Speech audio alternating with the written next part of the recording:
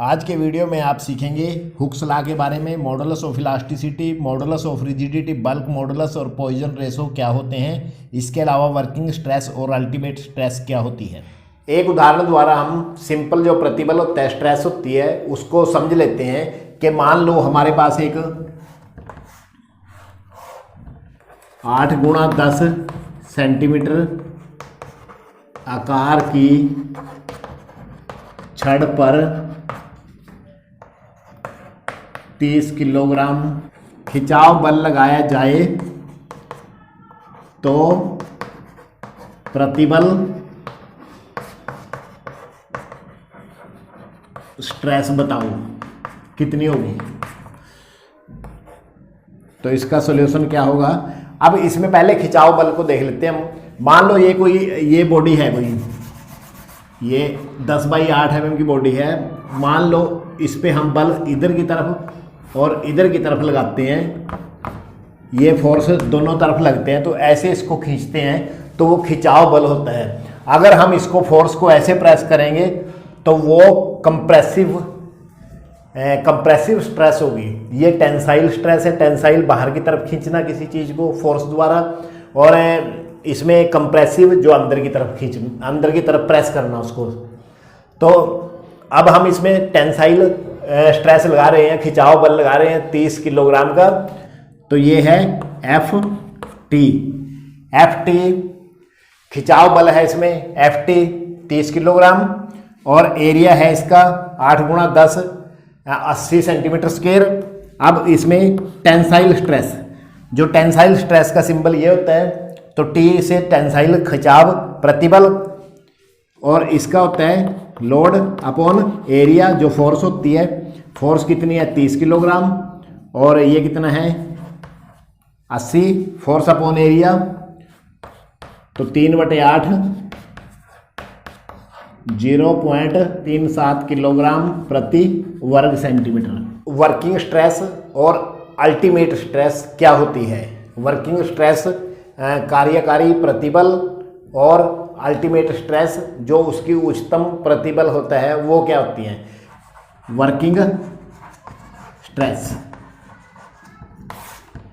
जैसे हमने इस वस्तु पर बल लगाया है, मान लो खिंचाव बल ही लगाया है इसके ऊपर, अगर जब तक इसकी पोजीशन में, इसके जो साइज में चेंज नहीं होता, तब तक तो इस पे वर्किंग स्ट्रेस है। कि मान लो इस पे हम ये मान के चलते हैं कि जब तक हम इस पे 40 न्यूटन का बल लगा रहे हैं तब तक इसमें कोई डिफॉर्मेशन नहीं आती, कोई इसके जो आकार में कोई अंतर नहीं आता, कोई चेंजिंग नहीं आती, तो ये उसकी वर्किंग स्ट्रेस है। वर्किंग स्ट्रेस का मतलब, जैसे हम इलास्टिक लिमिट में कह रहे थे कि जैसे वस्तु पर जब बल लगाया जाता है वो उसकी ओरिजिनल अवस्था में आ जाती है, तो वो वहाँ तक वर्किंग स्ट्रेस होती है। तो वर्किंग स्ट्रेस का मतलब है जब भी हम बल लगा रहे हैं किसी चीज़ पे और वो अपनी पोजीशन चेंज नहीं कर रही है, तो वो वर्किंग स्ट्रेस है। और उसके बाद है अल्टीमेट स्ट्रेस।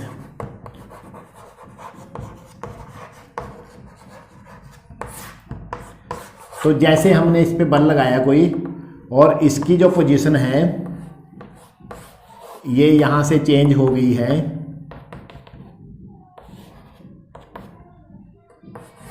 ये चेंज हो गई है यहाँ से, तो पोजीशन इसकी चेंज हो चुकी है। वस्तु पर लगाया गया वह अधिकतम बल, जिसके कारण जो वस्तु है वो सहन करने की क्षमता अपनी खो देती है, तो वो अल्टीमेट स्ट्रेस होती है। जैसे मैंने स्प्रिंग के उदाहरण में बताया था कि जैसे हम इस पे कम फोर्स लगा रहे थे तो अपनी ये ओरिजिनल पोजीशन में आ रहा था, और जैसे हमने इस पे ज़्यादा फोर्स लगाई तो ये ओरिजिनल पोजीशन में नहीं आ पाया।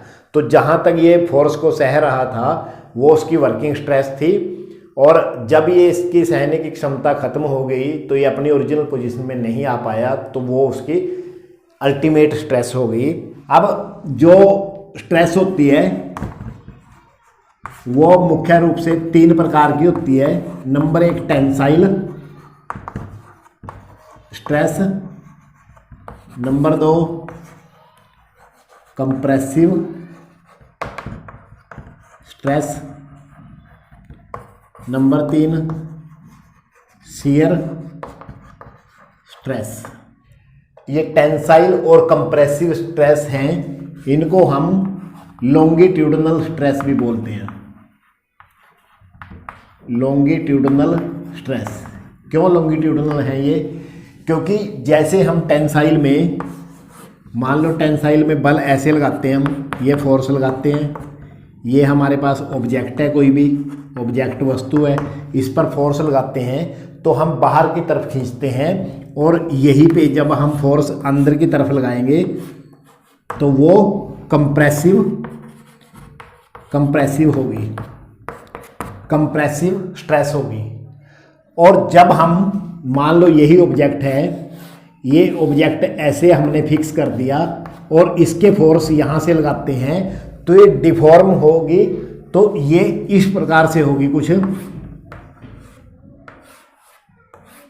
ये यहाँ फोर्स लगने से ये इस प्रकार से होगी कुछ, तो यहाँ पे डिफॉर्मेशन आएगी, इसके चेंज यहाँ पे कुछ ऐसे डिफॉर्मेशन आएगी, तो इसकी पोजीशन यहाँ से चेंज होगी, तो यहाँ से पोजीशन यहाँ चली जाएगी।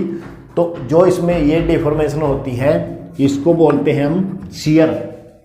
इस प्रकार की जो स्ट्रेस होती है वो शियर स्ट्रेस होती है। अब मैं आपको समझाता हूँ हुक लॉ के बारे में। हुक लॉ क्या होता है? तो इसमें जो रेशो स्ट्रेस और स्ट्रेन का होता है, मतलब प्रतिबल और विकृति, प्रतिबल विकृति हुक्स लॉ होता है कि वस्तु पर जितना बल लगा है उसके बाद उसके बल सहने की सीमा आ गई हो, उसके बाद जो एक्स्ट्रा बल लगा है तो उसके कारण जो उसमें डिफॉर्मेशन आई है, जो उसके आकार में चेंज हुआ है, तो वो विकृति होती है। अब प्रतिबल जो क्या है? प्रतिबल तो हमारा है लोड अपॉन एरिया, और इसके नीचे ये है change in length over original length, modulus of elasticity.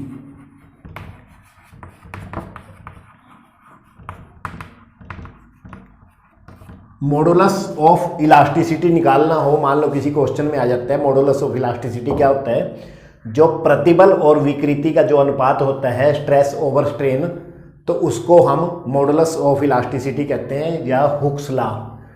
तो ये ई के द्वारा डिनोट करते हैं इसको। तो उसमें हम पहले प्रतिबल निकाल लेंगे उस वस्तु का कि उस पर कितनी फोर्स लगी, क्या एरिया है, उसके बाद उसकी लेंथ में तो उसका कितना चेंज हुआ है बटे ओरिजिनल लेंथ। तो ऐसे निकाल हम इसका मॉडुलस ऑफ इलास्टिसिटी निकाल सकते हैं।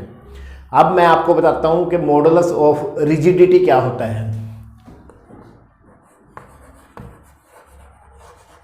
मॉडुलस ऑफ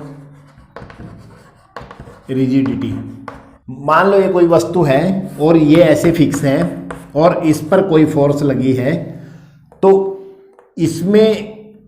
इसमें जो शियर स्ट्रेस है, शियर स्ट्रेस इसके अंदर जो इसको सहने की क्षमता है, जब किसी पे ऐसे टेंजेंशियल लोड लगता है, मतलब किसी वस्तु पर टेंजेंशियल लोड लगता है या फोर्स लगती है टेंजेंशियल, तो उसको जो सहने की जो वो स्ट्रेस होती है उसके अंदर, उसको शियर स्ट्रेस कहते हैं। और अगर इसके बाद ये लोड ज़्यादा हो जाए और इसमें डिफॉर्मेशन हो जाए तो उसको हम शियर स्ट्रेन कहते हैं। तो इसका जो रेशो होता है, इसका जो अनुपात होता है, तो उसको हम मॉडुलस ऑफ रिजिडिटी कहते हैं। अब तीसरे प्रकार का जो मॉडुलस है वो बल्क मॉडुलस होता है। बल्क मॉडुलस, मान लो ये कोई ऑब्जेक्ट है हमारे पास, इस पे किसी फेस पे फोर्स लगी है, मान लो कहीं भी फोर्स लगी हुई है इसके ऊपर, तो इसमें जो वॉल्यूमेट्रिक स्ट्रेस होगी, वॉल्यूमेट्रिक का मतलब पहले हमें इसकी वॉल्यूम निकालनी पड़ेगी, इसकी जो पूरी वॉल्यूम के ऊपर जो इसकी वॉल्यूम होगी, जैसे मान लो अगर ये लेंथ ब्रेथ और हाइट है तो इसकी volume length into breadth into height, ये वॉल्यूमेट्रिक। तो वॉल्यूम के ऊपर जो स्ट्रेस लगेगी और उसके बाद जो इसके वॉल्यूम पर चेंज आएगा, वॉल्यूमेट्रिक स्ट्रेन, वॉल्यूमेट्रिक स्ट्रेन का मतलब जो विकृति इसकी वॉल्यूमेट्रिक आएगी, तीनों साइजेस में जो चेंज आता है। उसके बाद वॉल्यूमेट्रिक, जो इसके वॉल्यूमेट्रिक का मतलब इसका आयतन जो होता है, आयतनिक जो प्रतिबल होता है उसके बटे आयतनिक विकृति। सबसे पहले मैंने आपको हुक्स लॉ बताया है जो मॉडुलस ऑफ इलास्टिसिटी है। उसके बाद मैंने आपको मॉडुलस ऑफ रिजिडिटी बताया जो शियर स्ट्रेस बटे शियर स्ट्रेन है। तीसरा बल्क मॉडुलस बताया है जो वॉल्यूमेट्रिक स्ट्रेस बटे वॉल्यूमेट्रिक स्ट्रेन है। और चौथी प्रकार का मैं आपको पॉइजन रेशो बता रहा हूं, तो उसमें जो लेटरल स्ट्रेन बटे लीनियर स्ट्रेन। मान लो हुक्स लॉ द्वारा मॉडुलस ऑफ इलास्टिसिटी निकालना आ जाए तो हम जो पहले तरीका बताया था उसके बाद जो मॉडुलस ऑफ रिजिडिटी निकालना आए उसके अंदर तो हम शियर स्ट्रेस शियर स्ट्रेन के द्वारा निकालते हैं। और बल्क मॉडुलस आ जाए निकालना तो हम वॉल्यूमेट्रिक स्ट्रेस और वॉल्यूमेट्रिक स्ट्रेन से निकालते हैं। और लास्ट वाला जो पॉइजन रेशो है ये स्ट्रेन के ऊपर होता है कि लेटरल स्ट्रेन बटे लीनियर स्ट्रेन। तो इस प्रकार हम इनका कोई भी प्रतिबल और विकृति का कोई भी न्यूमेरिकल है वो कर सकते हैं। तो अगले वीडियो में मैं आपको जो भी इनके न्यूमेरिकल्स हैं उनके बारे में बताऊंगा कि कैसे उनको हल कर सकते हैं। Thank you.